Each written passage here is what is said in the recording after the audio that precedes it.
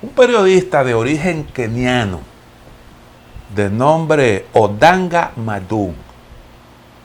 Él es miembro de Mozilla, periodista y científico de datos con sede en Nairobi, la capital de Kenia. Escribió en el día de hoy un artículo interesante titulado Brasil, Kenia, Estados Unidos, los gigantes tecnológicos están poniendo en peligro la democracia en todo el mundo. Yo creo que este trabajo podría ser un buen punto de partida para una discusión amplia con respecto a este problema, porque lo que él está planteando me parece a mí que está a la vista de todo el mundo. ¿Qué dice él? Él sostiene que a medida que miramos hacia atrás en la erosión de la democracia en los últimos años, se vuelve cada vez más claro que las plataformas tecnológicas están jugando un papel importante en su caída. Él se está refiriendo a plataformas, obviamente, como Facebook, WhatsApp, Instagram, las plataformas que todos usamos con frecuencia para difundir mensajes, para informarnos también. Entiende este especialista que esas plataformas están contribuyendo al deterioro de la democracia. Dice, la capacidad de incitar insurrecciones y golpes a través de estas plataformas ha hecho que una tarea que alguna vez fue difícil sea alarmantemente fácil. Y es cierto. Recordemos, por ejemplo, a Goebbels, aquel famoso especialista, el jefe de la propaganda del Tercer Reich, un hombre de la entera confianza de Adolfo Hitler, que se le atribuye, se califica como un genio de la propaganda y un hombre que utilizó de manera inteligente para conseguir sus propios objetivos, obviamente, esos medios que recién emergían. La radio y el cine eran relativamente jóvenes en aquel entonces. Y él utilizó esos recursos para conseguir sorprendentes resultados, manifestaciones de odio, choques con grupos religiosos, un sentimiento antisemita y un sentido de superioridad racial que realmente terminó justificando todas esas barbaridades que cometió el nazismo en Europa, en buena parte del mundo. Y esos objetivos, para cumplir con esos objetivos, Goebbels tuvo que crear toda una maquinaria.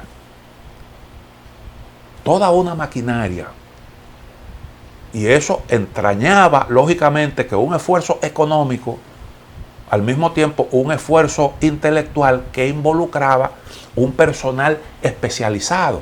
Y muchos entendidos en estos asuntos de la propaganda todavía hoy estudian ese fenómeno para hacer más eficientes sus campañas propagandísticas. Claro, con objetivos distintos, pero es un fenómeno estudiable por la efectividad de la metodología que se utilizó. Bueno, pues todo eso, los fake news, las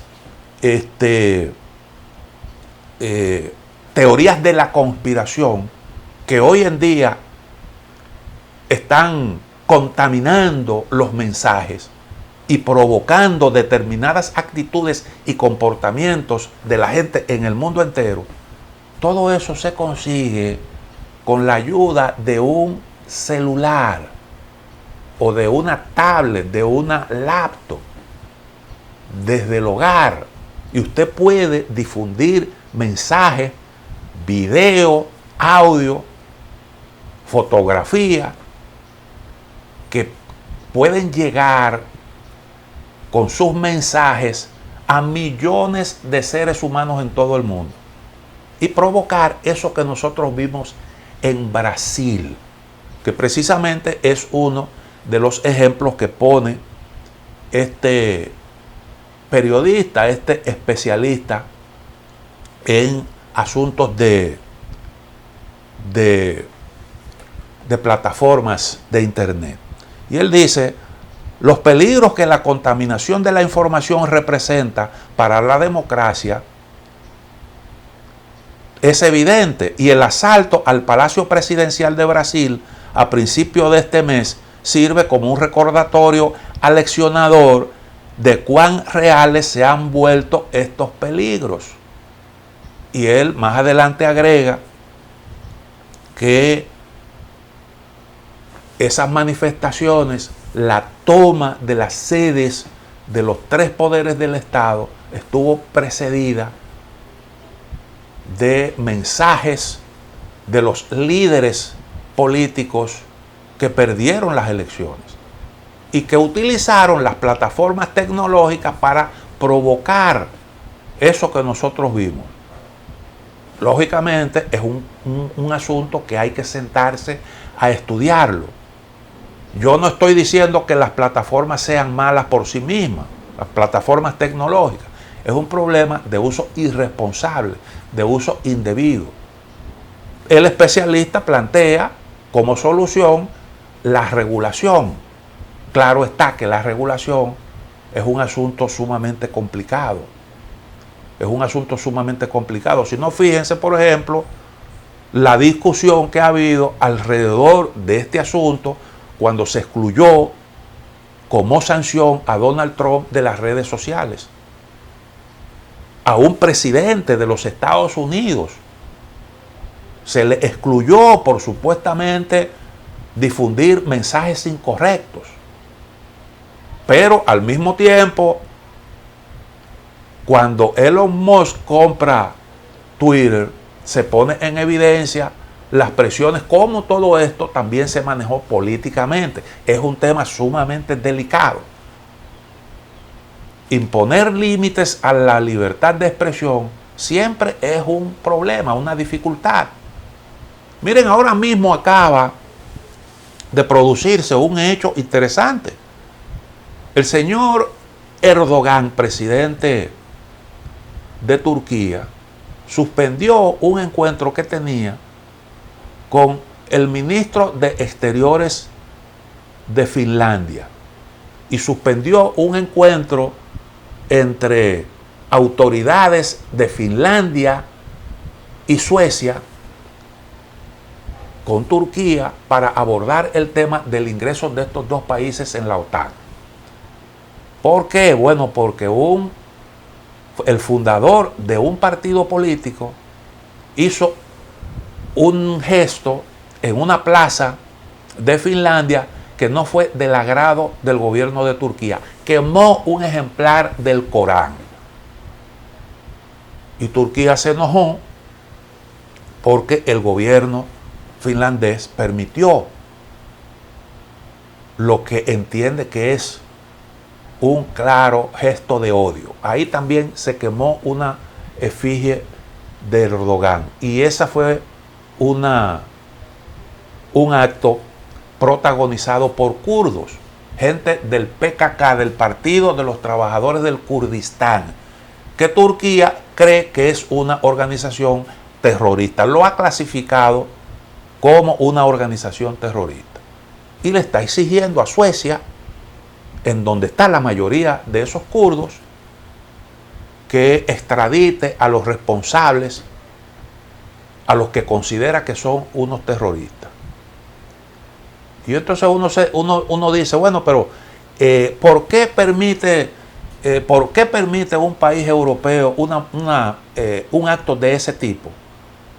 Que obviamente es una ofensa a una religión. Bueno, porque sencillamente hay libertad de expresión. Eso es lo que dice. Y limitar esa libertad es un verdadero problema. Es la argumentación. Claro, uno tiene que entender que la libertad de expresión, su uso, tiene límites, pero no es muy fácil establecer esos límites. Fue un tema que estuvo en discusión cuando un grupo de yihadistas islámicos irrumpió en la redacción de un semanario satírico, Charlie Hebdo, y casi liquida a la totalidad de la redacción.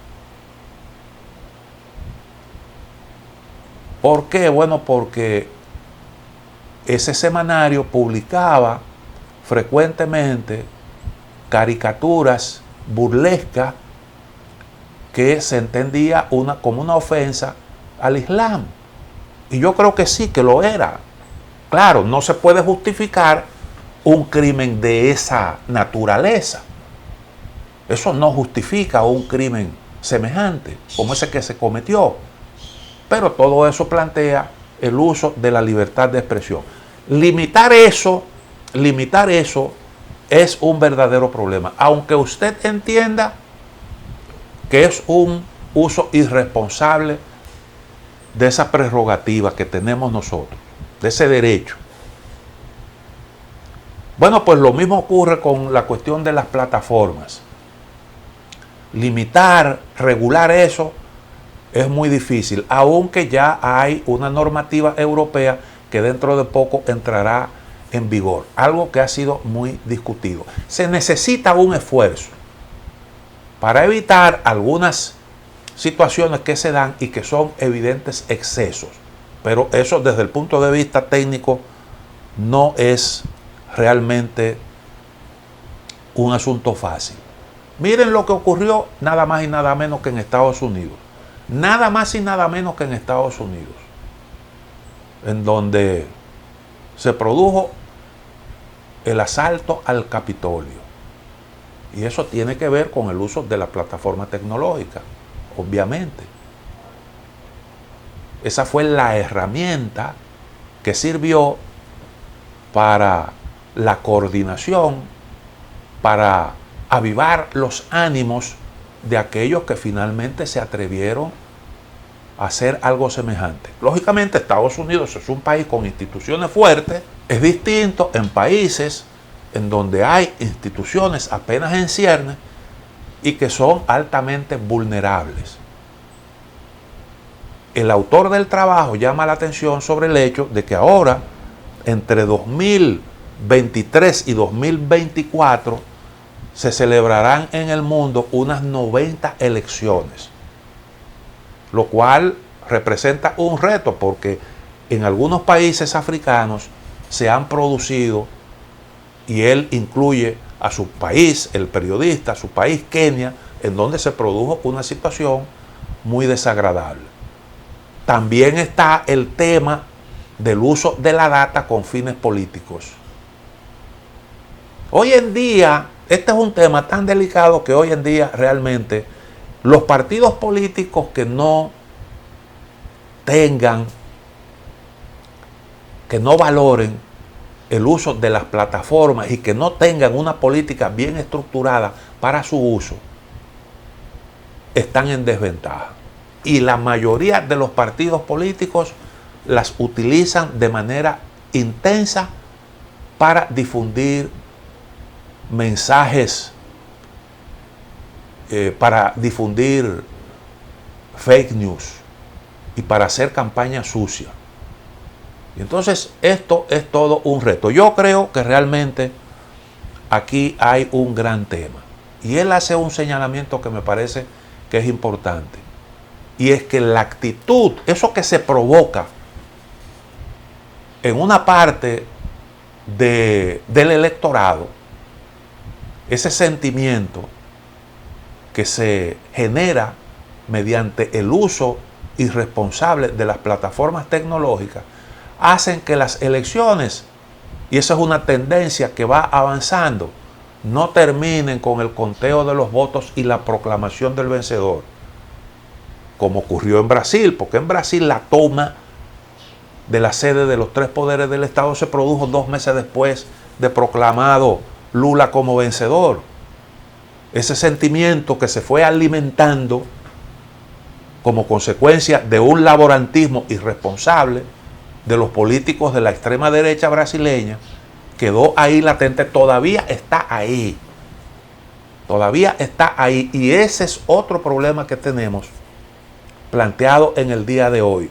Y claro está, como sugiere el autor de este trabajo, eso contribuye a debilitar las democracias. Los países poderosos, que fueron los primeros que identificaron el potencial de las plataformas tecnológicas para conseguir determinados objetivos políticos, de ahí su uso intenso en la promoción de revoluciones de color,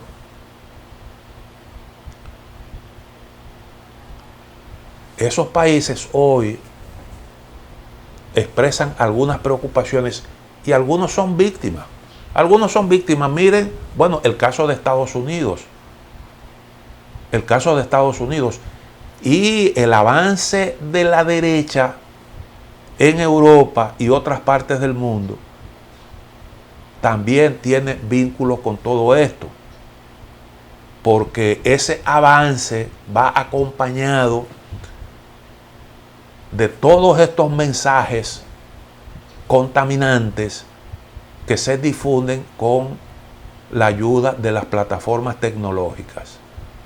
Bueno, decía, hay todo un tema aquí interesante y es un asunto que tendrá que ser debatido por las repercusiones que está teniendo. Otra pausa, en breve volvemos.